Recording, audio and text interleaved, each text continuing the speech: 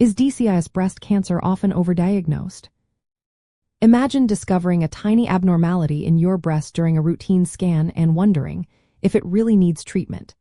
That's often the case with ductal carcinoma in situ, or DCIS.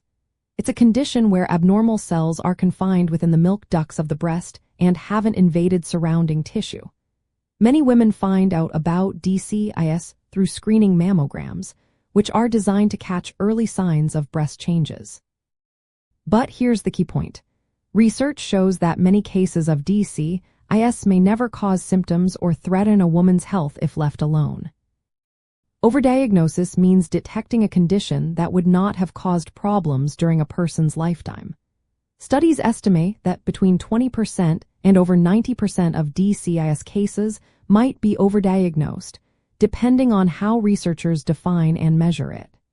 This wide range reflects how complex the natural history of DCIS really is. Some DCIS lesions are slow-growing or remain dormant for decades, while others could eventually develop into invasive breast cancer.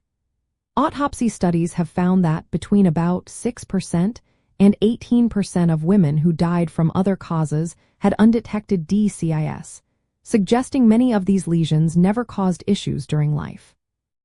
The likelihood of overdiagnosis also depends on the grade of the DCIS.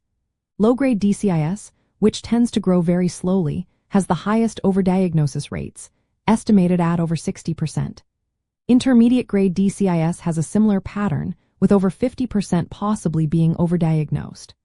High-grade DCIS, which is more aggressive, has lower overdiagnosis rates around 45%, but still a significant number.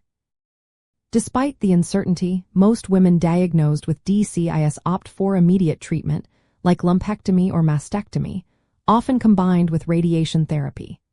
However, recent studies suggest that for some women with low or intermediate-grade DCIS, active monitoring might be a safe alternative. This approach involves regular checkups and imaging instead of surgery, reducing the risks of overtreatment. It's important to remember that the goal is to balance effective cancer control with avoiding unnecessary harm. Overdiagnosis can lead to overtreatment, which might cause physical side effects, emotional stress, and a lower quality of life without necessarily improving survival.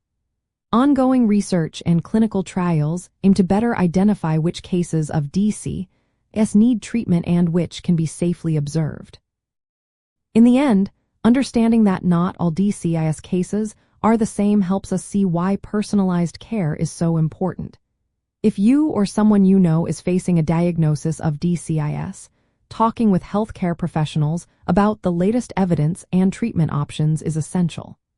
Every person's situation is unique, and medical decisions should be tailored to individual risks and preferences.